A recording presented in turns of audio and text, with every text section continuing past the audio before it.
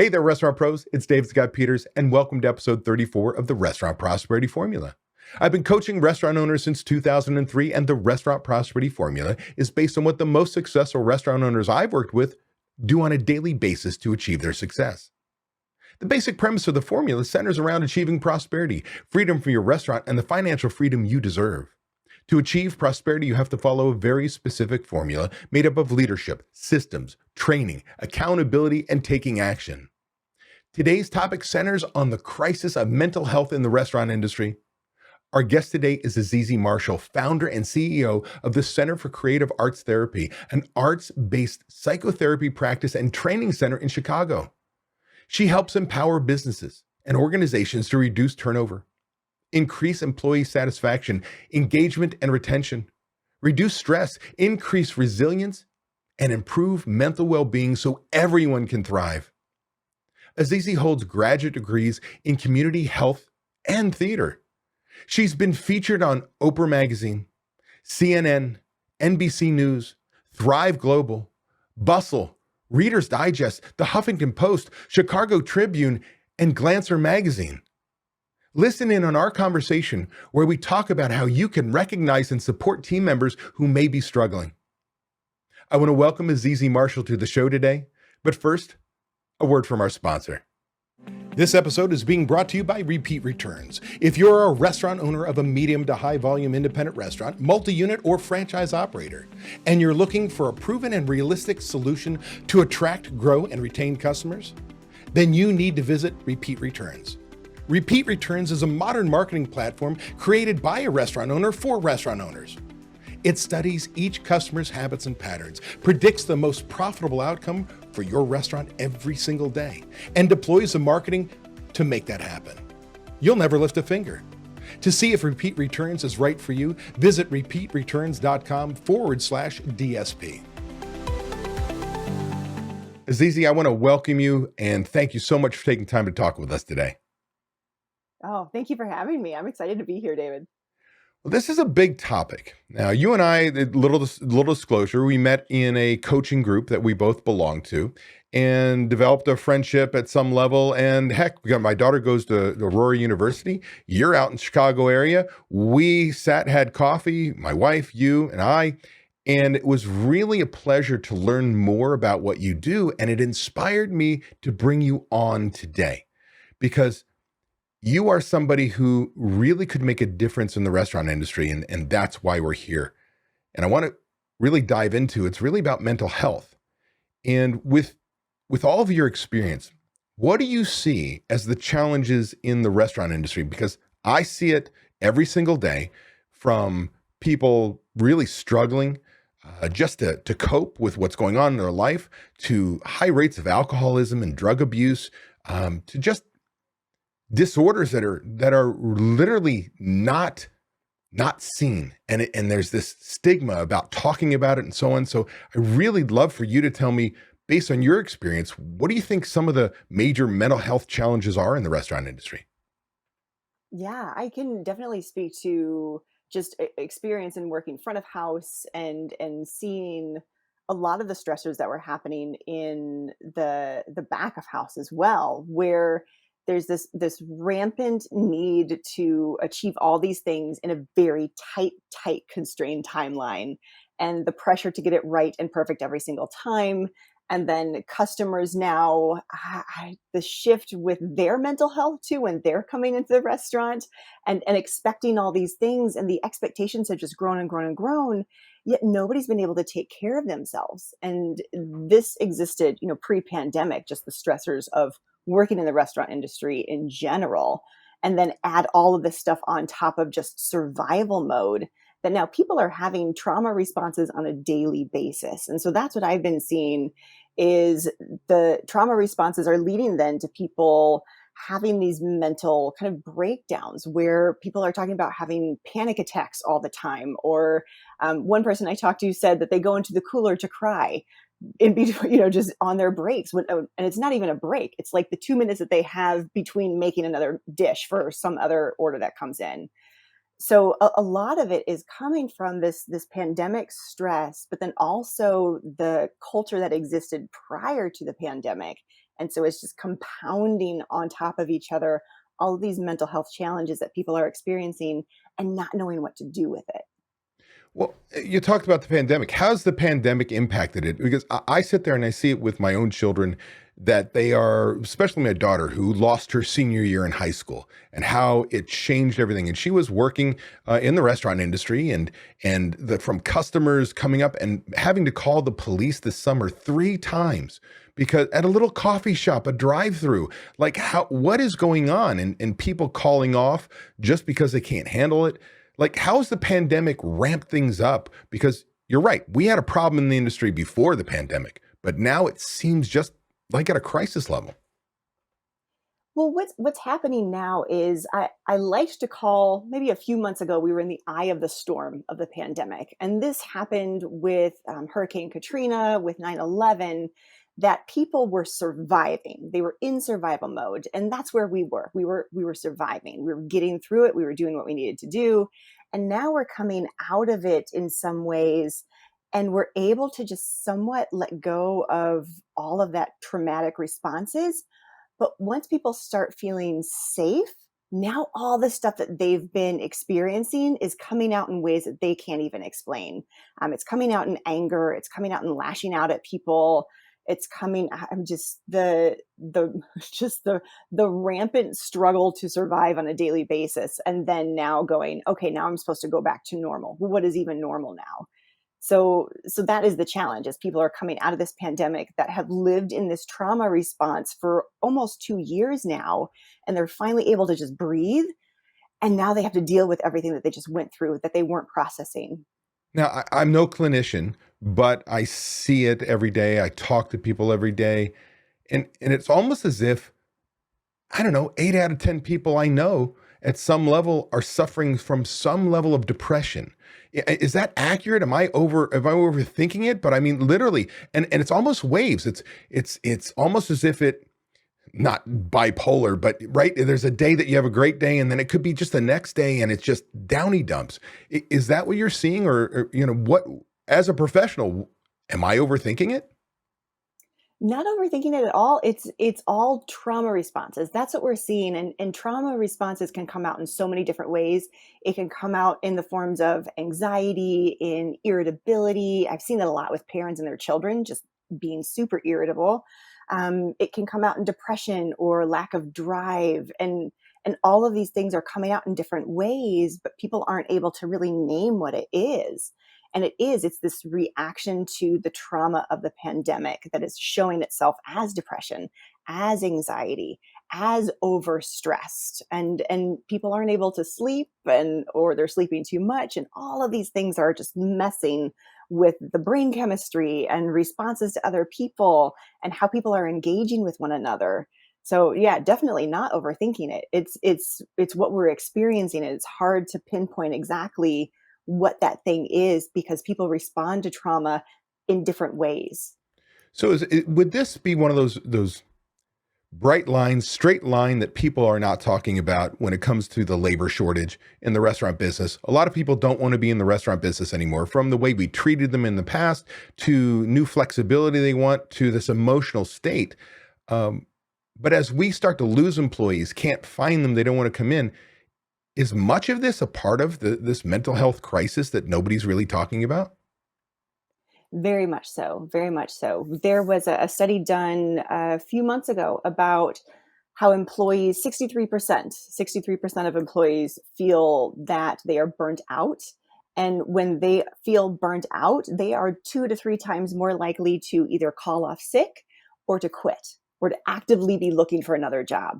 So that is something that is compounded, just having to work in an industry that already has a stigma to any sort of mental health challenges, and the restaurant industry specifically. I've seen that, I've worked with C-suite people, I've worked with all these different industries, and I've seen it mostly in the restaurant industry, where it's like, it's just not talked about. You just come in, you get the work done, and then you go.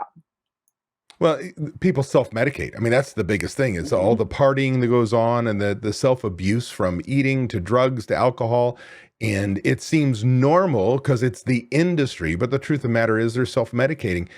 Now, Here's kind of the deal. You and I talked, and I don't normally want to talk about what you do and your company until the end. But I think we need to start there because I want to talk about how your program can truly benefit each employer, from reducing turnover and labor costs to literally having happy people becoming an employer of choice, and how that can keep people in your business staying with you much longer.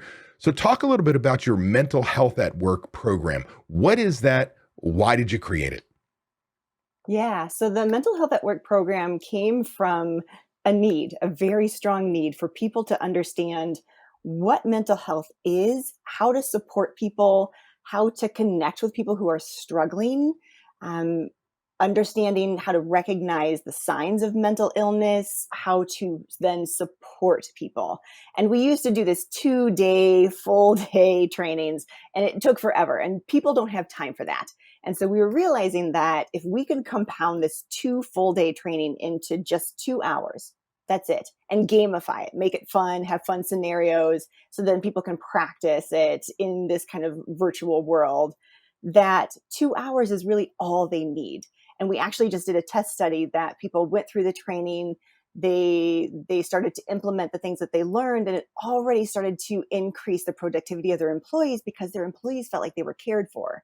They knew that if that the people they work with could identify if they were struggling, even if the individual couldn't themselves, and say, hey, I'm noticing this is going on.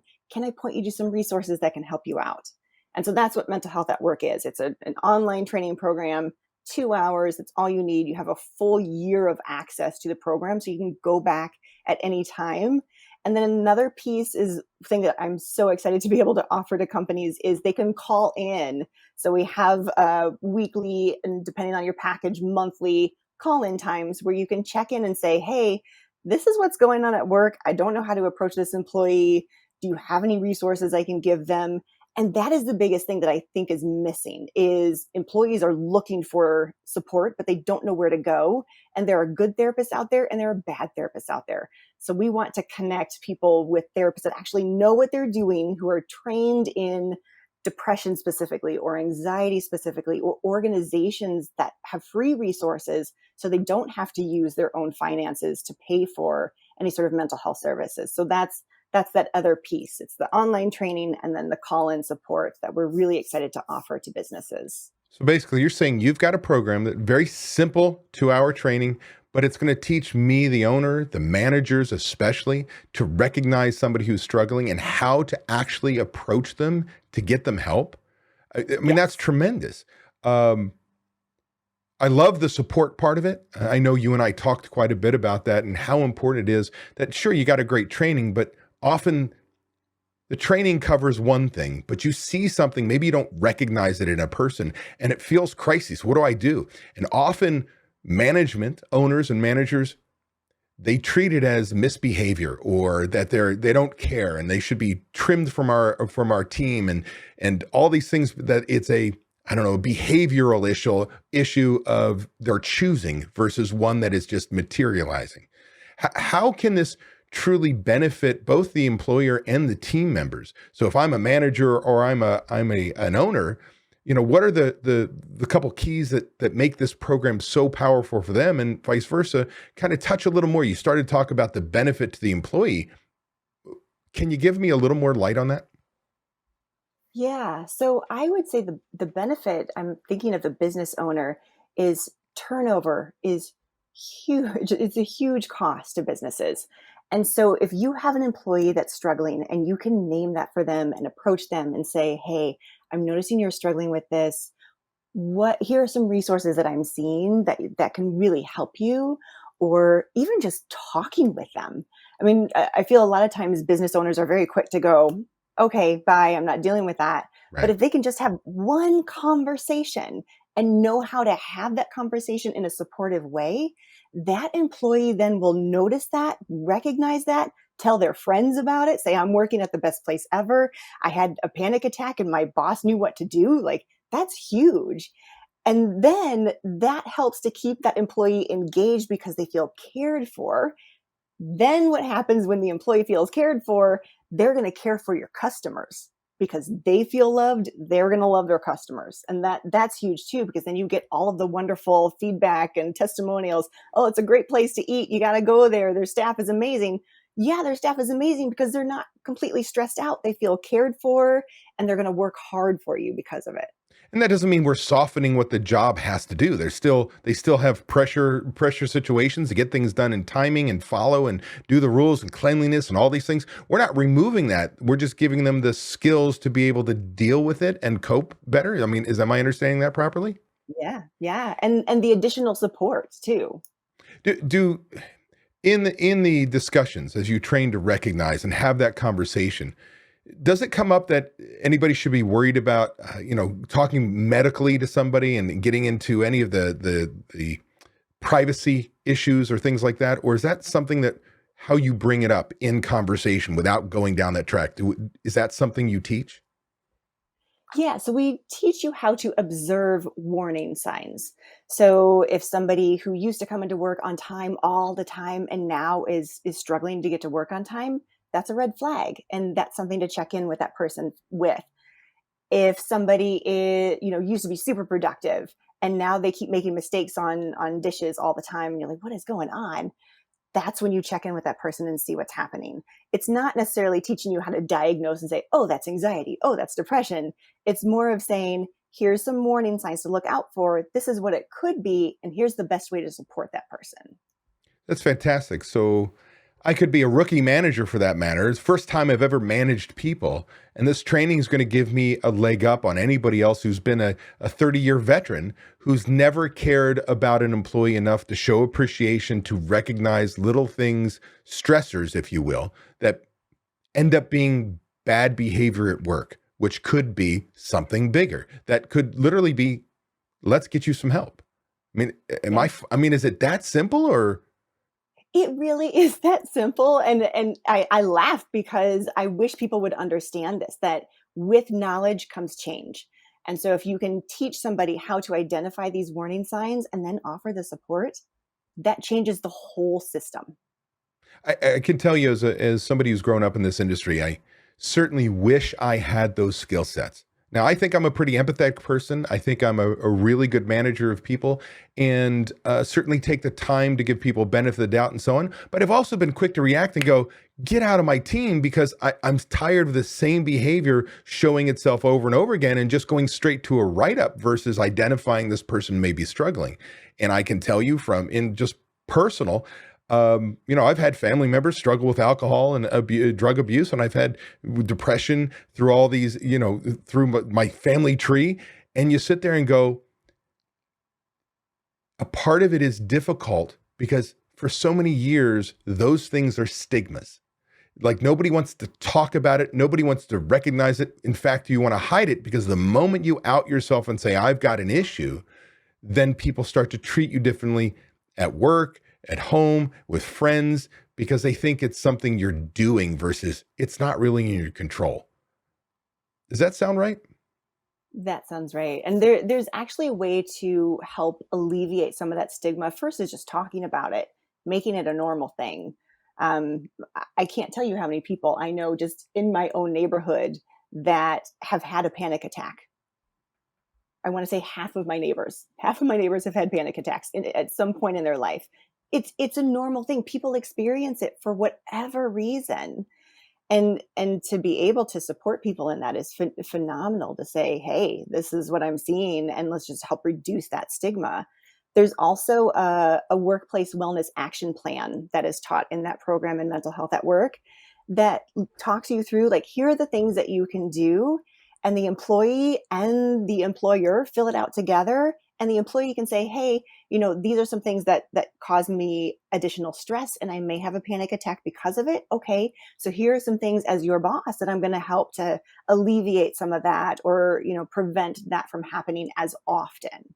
Especially, it's Veterans Day today, and I'm thinking about people who've been through any sort of war, and I know when they're in like those loud situations, that's just a constant trauma response that people are having to deal with and manage. And it could be something as simple as having headphones. They can work with headphones, or having them listen to music while they cook, whatever it may be, that can help. And if the employee knows that you're going to support them with that, they're going to love working for you. I think that's fantastic. I mean, you just talk about the stressors and things like that. I can remember when I was at Famous Sam's, the stress of turning around a near bankrupt company to a sale and dealing with bank issues and franchisee conflict and growing the company and doing all those things. I can remember driving into work one day, having a panic attack. I'm sure it was a lot of it was caffeine related. And, I knew at some point in time in my life, I was going to have a heart attack because my father had one, his father, uncle, and so on. And I drove myself to the emergency room, and it was purely a panic attack. Now, fortunately for me, I outgrew it, if you will. I don't know if I had coping skills or something happened in my life, but for a period of time, a year or so, it was dramatic. It would just make my heart just want to jump out of my chest for no reason whatsoever. And I got to believe that's happening more and more today to especially young people who've had everything change because of COVID, everything getting ripped away from them. Life is not normal anymore. Mm-hmm. In your program, how does somebody really sit down and I've identified you've got a something that could be triggering a behavior that might be mental health. How do you sit down with that person? How do you prevent people from not wanting to seek help? Because again, the stigma behind it. Is there anything they can do? Yeah, it's showing up as a listener. And so that's part of mental health at work. That training is to teach you how to actively listen. And it's not just sitting there and nodding your head. Like when you think of going to a therapist, they go, mm-hmm, mm-hmm. But another part of it is just the body language that you have when sitting with somebody. So instead of sitting with your arms across your chest, you sit with your hands just gently in your lap and you're leaning forward because you're showing that you want to hear what they have to say. You don't interrupt, you don't interpret. You then reflect back what they say so they feel heard. So these are all therapy techniques that we learn in graduate school. But in the program, we're teaching you how to do that as well. So then when a person feels like they're listened to, they're going to share more. They're going to feel more comfortable telling you what they need. And once you know what they need, then you can help them. So it's almost, there's a lot of things when you go to interview, they talk about mirroring your interviewer so that you've kind of you match their energy. It's the opposite in here. Instead of if I'm a very intense person and I look at you and my arms are crossed, or I'm square on you, I'm going to put you in a defensive position versus relaxed. And if I just open up just a little bit, those little triggers can truly make things relax and feel more comfortable. And you're literally teaching people things that you paid. I don't even want to tell you how much money you probably spent in grad school, but to really be able to take it up a level. It sounds like it's so simple, but it's not. There's a lot of training behind what you're teaching people, right? Yeah. Yeah. There's a lot of training behind it. And the more you do it, the more comfortable you'll feel doing it, the more easy it will be. And that's why there's the year access to the program. So if any time you're like, okay, so what was I supposed to do? Here's the situation. Let me go back to that clip and see, oh, that's how they talk about doing it. That's how I can approach it. So you can constantly go back and get information on the approach to somebody. I can think as you're learning the approach, you say, oh, I tried, but they didn't want to open up. What would be some of the reasons why somebody wouldn't want to open up right away and say, I've got mental health, a challenge? Well, I mean, we touched it on already, is the stigma. The other part is with the restaurant industry, people haven't been able to open up. This is something that is highly stigmatized, any sort of mental health challenge. And so it's earning the trust of that employee, and that takes time. And so the more you can just be there and let them know, hey, if you're ever struggling with something, let me know. Like I'm here to support you because we're here working as a team. However it is, to constantly say, I'm here as a listening person to help support you. So if I'm sitting there talking to somebody and maybe in the counseling part of it, they don't want to open up, stigma, all those things that you just talked about, would you talk to them about what some of the pros and cons are? Or do I just need to know what pros and cons are to interpret of really coming out and sharing that I've got a mental health issue. Is there any, how can that help me as a manager of people to understand what those pros and cons are? Being able to talk about being open, and it comes from, like we were talking about earlier, mirroring comes in a different way when you're talking about mental health issues. If you can mirror as a boss, as the owner of the restaurant, as the managers, that mental health is something that we talk about, that we support each other with, and to say, hey, I've struggled with anxiety occasionally throughout my life. My perfectionism comes out big time in certain things that I do.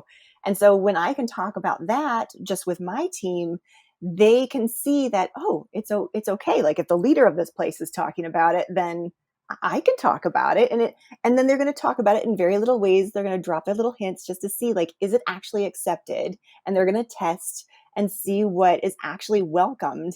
And the more that you can mirror that and show support when somebody brings it up, the more the whole team and the culture will see that, and the more other people will start to open up.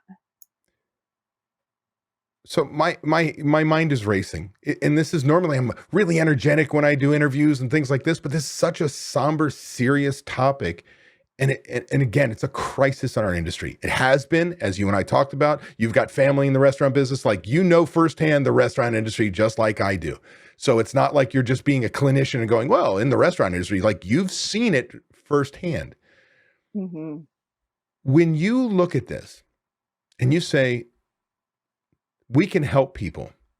But it's not only help people. Like if you're an owner and you're saying, well, why would I invest in this and I just go get another employee? Well, we're in a shortage of employees in the first place.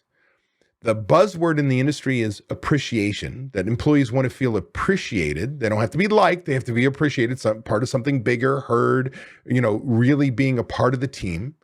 And then we sit there and say, well, the year is coming to an end. Fourth quarter, people analyzing whether they even what do they want to do with their life in the next year. And so they start analyzing, maybe this is the job I give up and I want to go down another path. If you can help somebody go through this, it can really reduce turnover and your training costs. I mean, I think studies show it's like $6,400 to $7,000 every time you turn over an employee. From ads to lost opportunities to burnt steaks and broken dishes and workers' comp and all these things. This program could really help you keep, retain, and maybe even find good employees. Like, is that a reach to say that this program's not only just to help your people, but if you want to look at your bottom line, this could really start to make your profitability go up and keep good people for a lot longer. Yes, absolutely. Because people in the industry, they talk. They know where the good restaurants are to work. They know where there's a boss that will yell at you for dropping something on the floor, and they know one that goes, "Oh, here, let me help you pick it up." Like they know what places are the ones to work at where they're going to be supported, and that's where they'll end up going. So instead of yelling and screaming and not supporting and not hearing the people that are working with you, and having them leave, mass exodus basically, they're then going to tell everybody else, don't come and work for you. But if you are the one who supports them, who makes them feel safe, who makes them feel appreciated, then more people are going to want to work for you, and more quality people are going to want to work with you. Okay, so let's say I'm listening to us right now, watching us, and I'm like, man, I want to learn more about this program. Where do I go to find out about it? Like, do you have a website? How do I get there? Yeah, so you can go to artfulwell.com. So ARTFULWELL.com. And it gives you all of the information. There's a nice little tab in the center that says mental health at work for that specific program to learn more about just how we can implement that for you and what it looks like. And it doesn't matter where I am. As far as in the United States, you could handle anybody and help them through this process, correct? Now, Correct. What if I'm international? You may not have the resources there, but the same training, if you speak English, that would work for you? That would work for you as well. Yeah, it isn't all in English, and we're hoping to be able to have a Spanish translation in the next 4 or 5 months. Oh, fantastic. I'm really glad that you came on with me today. Again, it's an issue that sits personal with me, family, and what have you. And just because this is an industry that I love, it is full of stress. It is full of people that shouldn't be managing because they not only don't recognize that somebody's having a struggle, they're bullies. And our industry can't do that anymore. In fact, that's why we're having the labor shortage we have today. I've talked about it in past podcasts about becoming an employer of choice. I've talked about how we should be recruiting our employees right now and thanking them for those who survived the pandemic with us, stayed with us, ask them why they stayed with us and what we can do to keep them and make them happy. But I also want people to understand that it doesn't mean you're becoming soft. It doesn't mean you're lowering your standards. It doesn't mean that you're bending and whatever employees need and want, if it doesn't help the company, that you're bending and so on. It's literally giving them the social skills, the personal skills to cope, be a good citizen, have a happy life, and be a good, fruitful employee, if you will. Does that sound accurate? Absolutely. That sounds 100% accurate. All right. So you and I have spent time together. I know you're really passionate about this.